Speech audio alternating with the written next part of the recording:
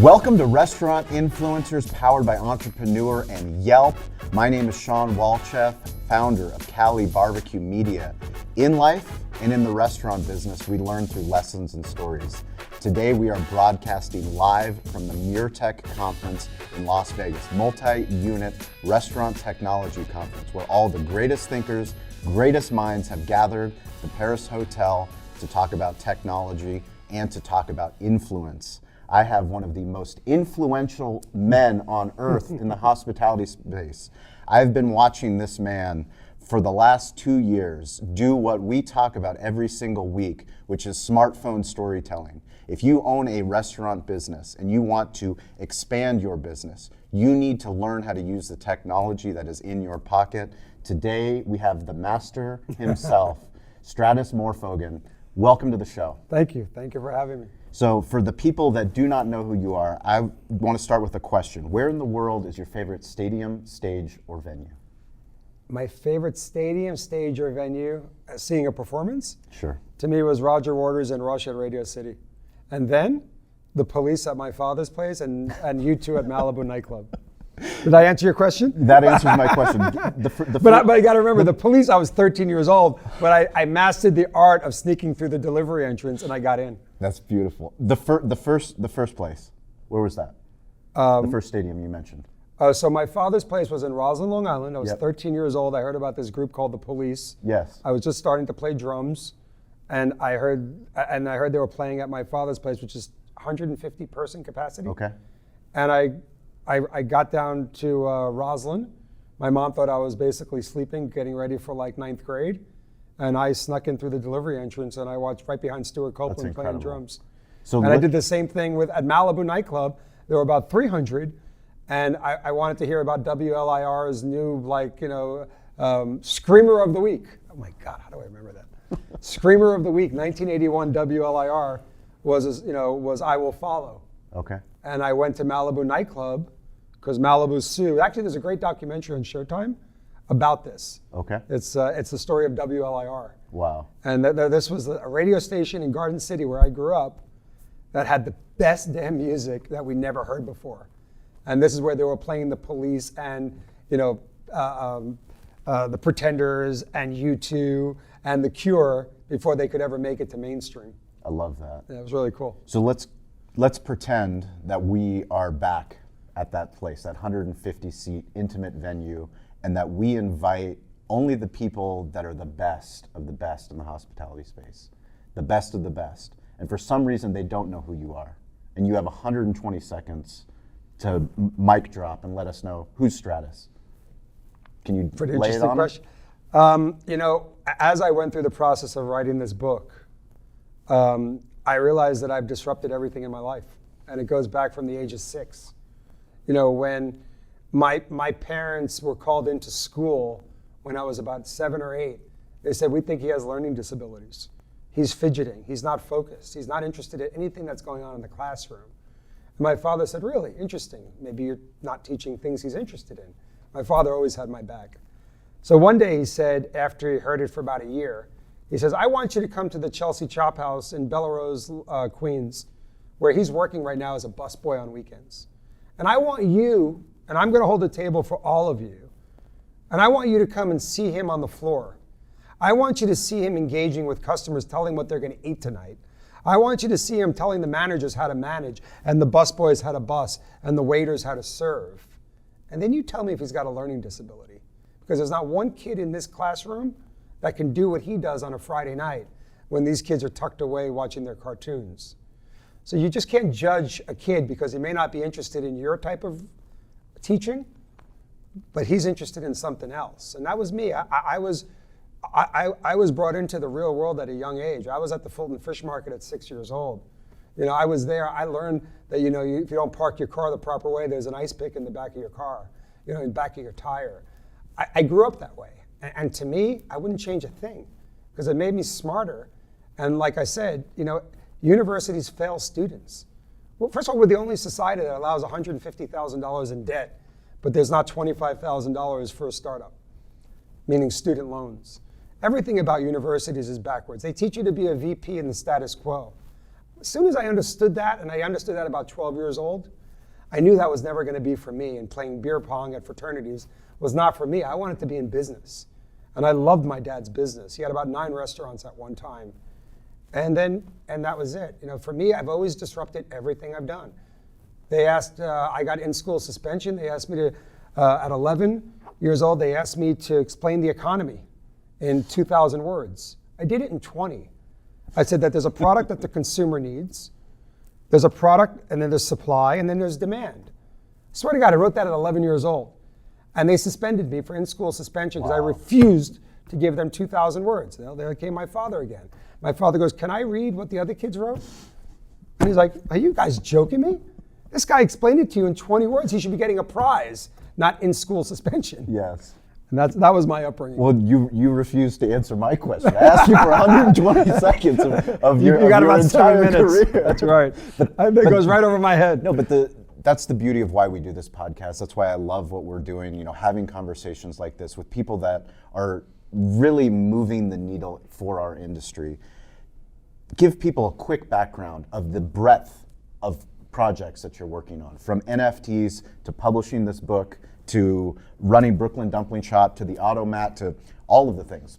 Give us a synopsis. Well, you know, we could talk about the last 2 years. You know, I had a $12 million a year restaurant with Brooklyn Chop House, and that was January, February 2020. And then in 22, I had nothing. I had a place doing $800,000 a year in deliveries. Yeah. So I lost everything. I mean, to me, it was like I figured this was going to be something I've never seen before. But what I did do, and this is probably the most exciting part, what I accomplished the last 2 years, is I said to my partners, I want to be able to tell my grandkids that during COVID 2020, I did something. My capitalism will come later, but what first I started doing was feeding healthcare heroes. New York Presbyterian was right next door. I started sending surf and turf lobsters and steaks and wine and cheesecakes and sending them there unannounced. Yeah, it said Brooklyn Chop House on the bag. And then all of a sudden, thank you, Brooklyn Chop House, thank you, hashtag, started going viral. Because we added now three other hospitals. That's about what I could afford. Yeah. I just got tanked. I lost everything. So with that, New York Post had said something like hero of the day, blah, blah, blah. Because this is March 27, 2020. We were up to about 1,000 meals a week, 800 meals a week. That's amazing. And then with that article, which was, I don't believe in exposing charity, but it was great because Cisco called me, Junior's Cheesecake, Voss Water, 4-5 Coffee. They all started calling me and said, "Hey, how can we help? We read this article, we want to help." And people were calling me about GoFundMe pages. I said, "I don't want GoFundMe, we're all hurting. Yeah. I don't need GoFundMe.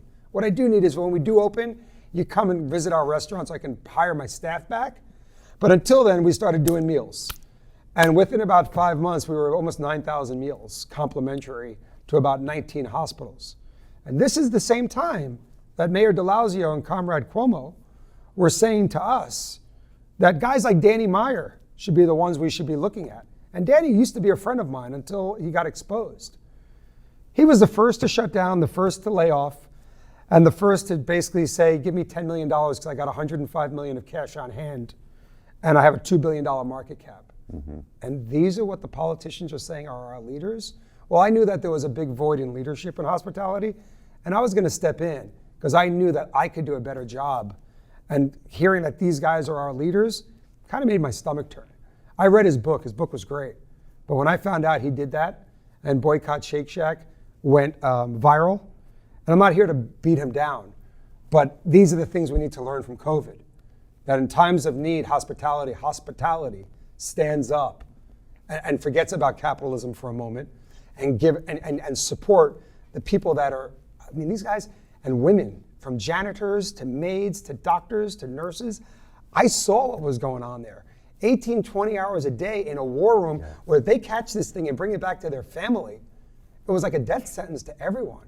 And they were out there keeping us safe. So that was the thing I did and I'm most proud of. To get back to your question regarding business, because we're talking business now, landlords were calling me every week and they're saying, "Hey, I've got an opportunity. Would you take this space? Would you take this space?" And at that point, this was probably about April 2020. And I'm like, Times Square, 25,000 feet, Buffalo Wild Wings just handed in the keys. I said, Mr. Friedland, I said, listen, I have a lot of respect for you. He's probably the biggest landlord on Madison and Fifth Avenue. I said, but that's not a deal for me. He goes, well, how do we make this deal? Because I believe Buffalo Wild Wings could be a great Brooklyn Chop House. I said, I'm going to write down things, because I went to go see it. It was magnificent. 50-foot ceilings, rooftop bar. Not for me. I'm a little guy. That's for public companies, like Buffalo Wild Wings. And they had just turned in the lease, and they were paying $2 million a year rent. Not for me. Not for me. And they had $5 million guarantee on the lease. Wow. Not for me. Yeah. Way out of my league. So he goes, write down what you want. So Rick Friedland says, I always wanted to be in business with you since you owned Philippe Chow. I always wanted to do something with you. I'm glad you're out of that place. That place has crashed. Now with Brooklyn Chop House, I want to do something with you. I said, well, here's my deal. 8% straight lease, no base. $35,000 base after year 3. A COVID clause. For any reason that the government shuts, any kind of government in the future, any kind of shutdown, in capacity, in hours, in any way that I'm somewhat stymied from running my business, and business interruption insurance doesn't cover it, we revert to 8% straight lease, no base. So if I went from $12 million a year in sales and I go down to $500,000 in deliveries, it's 8% of the $500,000. Yep. I want a 20-year lease, and I'm only giving you a good guy guarantee for 2 months of the base rent, which equals $70,000. He's like, wow, I just got it. And the cap is $1 million on the rent. So now, if I do 10 million, it's 800,000. Yes. If I do 15 million, it's 1 million. Yes. If I do 30 million, it's 1 million. The million stays as a cap on the 8%. I figured he was going to say to me, Stratis, great seeing you. Have a good day. Bye-bye. Stay safe. Wear your mask. Get out. He says, give me your lawyer's name. Let's do it. And then I got $1 million in TI. Be careful what you ask for. Yeah. Be careful what you ask for. I've said that term. No. I've said that term 100 times during COVID. Seriously, be careful what you ask for. Because literally, you built the automat. You built the antithesis. Now you have 2 competing businesses. Well, kind of. Right? Well, listen. But let's talk about it, because it's so important to what we do, why we do this show. I mean, I'm wearing a hat that says digital hospitality. Mm-hmm. I just listened to your speech about digital hospitality. I love it. It's the frustration, it's the pain point Yep. with our industry, understanding we're not talking about losing jobs, we're talking about empowering the guest experience. Using technology, using the thing that's in my pocket, the thing that's in your pocket, to empower people, to give them back time, to no longer discriminate how they eat their food. Why is this important? That was an incredible question, because that's where we're giving them back their time. We're letting people, especially the TikTok generation, they don't want to be talking to me, and they want to order on their time.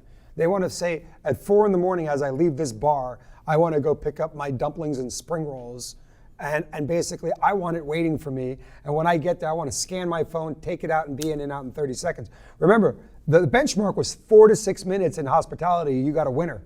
Yeah. We're doing it in 30 seconds, not because we're faster, we're just using technology. Unbelievable. So what happened here with the dumplings became such a big hit at Brooklyn Chop House.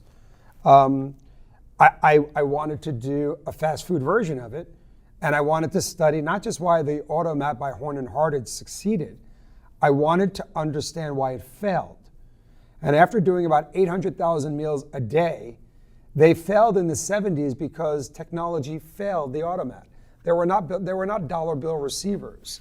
There were not credit card processors. You had to wait online to get nickels and quarters, wait online, put them in the thing, and basically get your food out of a little window. Great. I love that model, because I'm seeing that model as there's no cashiers. No cashiers to be found and no logistical personnel behind it. So I'm loving it. But then why did it fail in the 70s is because there was no technology, and a couple of people tried to do it. And another reason, like I didn't explain at my session, is that they created wall-to-wall automat. Now that's a problem. People don't want to have a relationship with a tin can. What I've done is I've created half the room is an automat, which has about 24 lockers, and the other half is a glass kitchen. So now you could actually see the product being made, and that anxiety, especially now with COVID, the anxiety of the product being handled is gone. You know, now you're back to, hey, look at that. They're making dumplings. Look at that kitchen is active. People are cooking, da-da-da-da.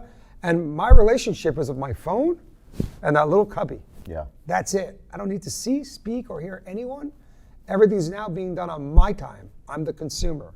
And that's the beauty of this model. And with that, it becomes economics.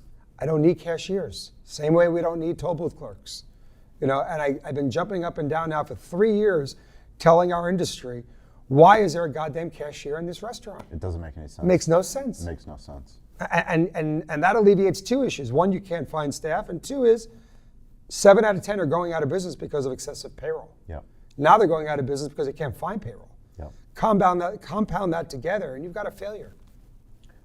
Why is being vocal? So one of the things that we're trying to teach restaurant owners and people in the hospitality business is entrepreneurship is so fucking hard. It's so hard to open up a business. You do such a good job. People do such a good job if you open up a business telling their story in real life. In real life, you have to convince your significant others, you have to convince the bank, you got to convince investors, you got to convince employees, you got to convince so many people that tell you you're crazy, you've lost your mind. Yeah. But then when it comes to telling your story online, Yeah. using all these different these free gifts that we've been given. Free gifts. Building on the backs of giants. I don't have to go create TikTok, I don't have to create Twitter, I don't have to create Instagram. They're already there for us. Very good point. What did you do? When was your unlock with technology? Because we all have such complicated relationships with our phone, with technology, with the internet. When was your unlock that you needed to be a voice for the brand? Are we talking about years ago or now? Right now. Okay, because years ago I would say that I stole the. I take it out of the womb. You've always had a voice. Yeah. I'll tell you a quick 1997 story. Please do. I started buying keywords on Excite, Yahoo, Yes. and AOL. One of the keywords was flour. So I'm building FultonStreet.com, which is like an Omaha Steaks for seafood. And I get a call from Jim McCann from 1-800-Flowers. He goes, "Fuck you." Can I say that? I don't know. Sure. He's like, "You're going to hear from my lawyers." I said, whoa, who's this? He's like, "I'm Jim McCann. I'm the CEO, founder of 1-800-Flowers. And I just found out today that you took my word flour." I said, whoa. You said you own the word flour? Yeah. That's news to me. Because you own it. I own it. And I just paid $24 for it. Yeah. Where was your marketing department on the floors of Westbury? Correct. So make a long story short, I go to his office because Mitchell Modell is my partner at the time. He goes, "Stratis, why are you burning bridges?" I'm not burning bridges. I'm smarter than they are. I got the word. I've got a staff of 3. He's got a staff of 350.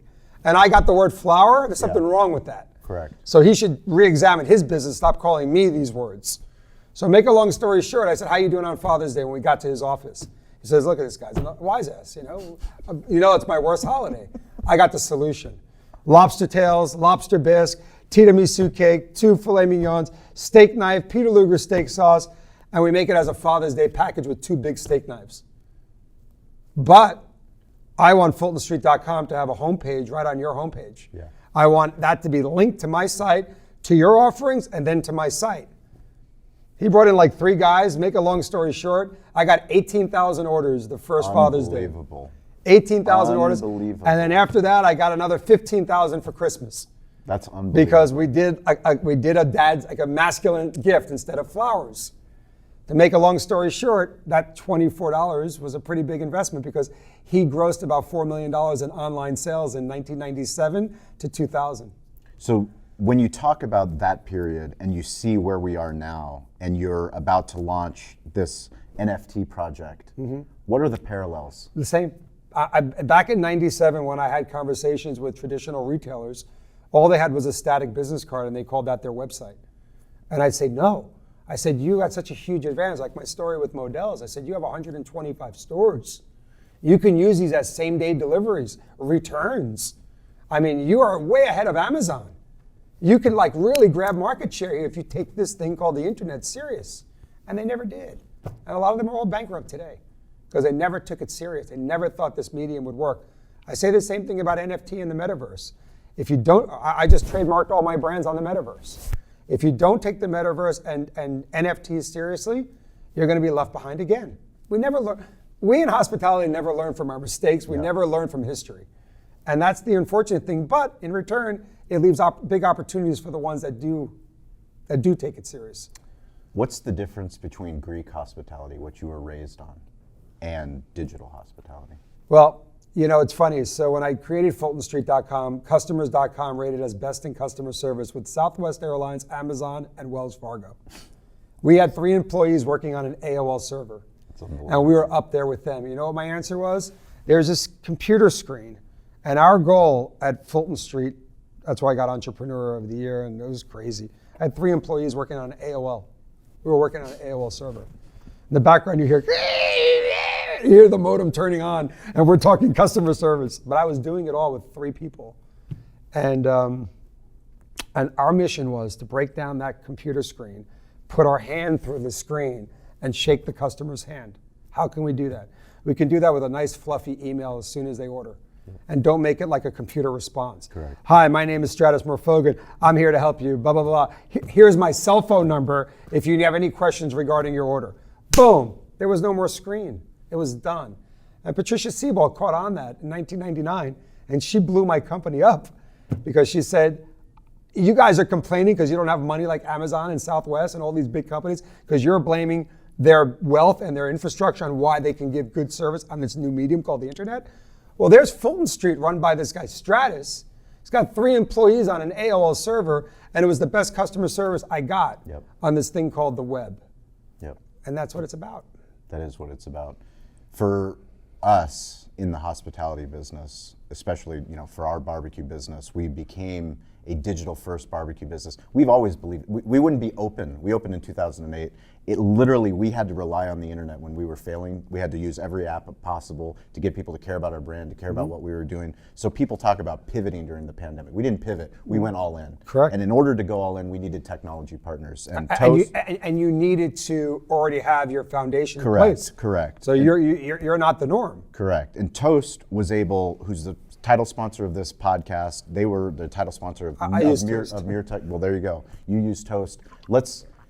For the people that are listening, and I know because we have the same digital heartbeat, explain to the restaurant owner who doesn't have a primary technology partner why there's literally, if they get nothing else from this, they have to prioritize that. Well, they've got to move everything to mobile. I'm trying to make this as basic as possible because to me, we did this years ago. Got to move everything to mobile. You got to take your social media serious. And one advice I give all restaurateurs, I usually fall asleep with my phone in my hand when I go to bed at night, and it can be 3 or 4 in the morning. I'll sleep my 5 hours and I'm back on my phone. Yep. But I'm answering customers. Yep. I'm not on there like, hey buddy, what's up? What are we doing? No. Jane Smith in Idaho just said, I'm interested in what this surf and turf LSD means. I'm answering it at 3 in the morning because I refuse to outsource it to a third-party company that which is really makes it very cost effective. But I'm doing it on my own, and now because I am growing very large, I got 2 people helping me. Yep. But when it comes to actual, I mean, they try to get there before me. Now it's a competition, and they can't win because I'm there. I'm at 3 in the morning. Correct. And then one guy says last week, is funny. He goes, "Wow, man, I just sent a thing at 3 in the morning, and you guys are answering. I'm going to tell Stratis, you guys are amazing." I'm like, "This is Stratis." He's like, "What?" Correct. I'm like, "This is Stratis." Correct. He's like, "No way, send me a picture right now that this is Stratis." Done. Yep. This is Stratis at 3 in the morning answering you.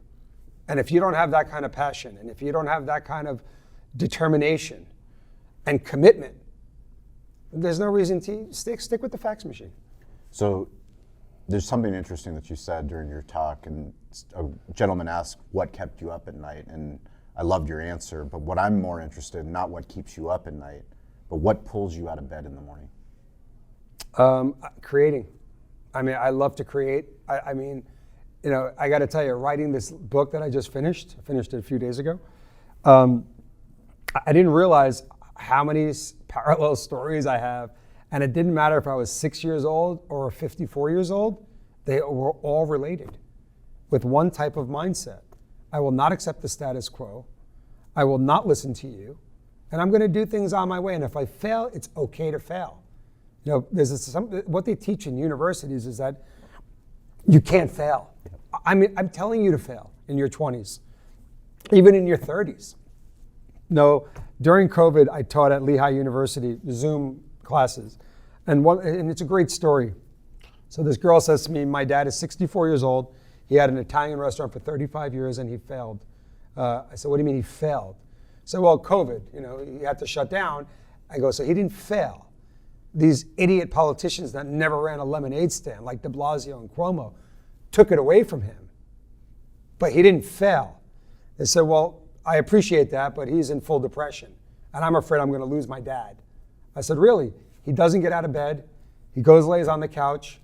He feels like his life is worthless at 64 years old. And I said, interesting. But he had a restaurant for 35 years. She's like, yeah, it was an Italian restaurant on the Upper East Side. I know the name, but I'm not going to mention it. And I said, listen, Linda, I think her name was. I said, go tighten your boot, sharpen the boot a little bit.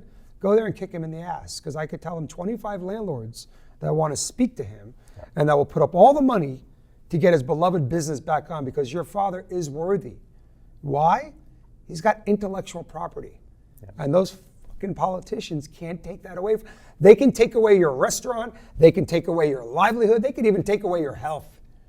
But they can't take away your intellectual property. And that's what I told her. And then the conversation was done until 3 months later, I got an invite to go to his new restaurant. And the landlord that I introduced him to put up $400,000 for a second generation. Remember, landlords have empty restaurants. Yep. But you know what they want to speak to? They want to speak to the one that has a 35-year track record. Correct. That's as good. You take that to the bank. Yep. And this guy thought his life was over at 64 because he lost his beloved business. And these are stories that are important to get out, of inspiration. And when you think your life is done, because I've been there. I've been there. 2014 was a rough year for me. I've been there. And I always say, as soon as you're about to give up is when the miracle happens. And you know what? I just happened to do a class that day at Lehigh. She asked me the question, and 3 months later, her father's back in a suit and tie and feels that the world is his. And that, to me, that's why I keep doing universities, because the stuff you learn from students is incredible, because they were pushed into universities. My daughter's a senior at UM. I got nothing wrong with theory. Yeah. But she just told me, now that she's graduating in May, she's like, Daddy, I want to come work with you. You know, I get it. I get it, because there's nothing like being your own boss. Yeah. But you know what? We have to fail to succeed. And that's what they don't teach in universities. So if you guys want to reach out to me at any point, it's at Sean P. Walchef on all the social handles. You can email the show, sean@calibbq.media. What's your favorite digital playground? Where are you checking first? When you wake up? Instagram. I'm still 54 years old. So he's going IG first. Yeah, my kids are all TikTok. They won't even let me have their accounts. We're going to put links so you can purchase his book into the show notes. Links to all of his social handles for all of the businesses. Stratis, you truly are a gift. I hope you continue to be loud. I hope you continue to teach. I hope you continue to disrupt. I hope you continue to give back to this industry.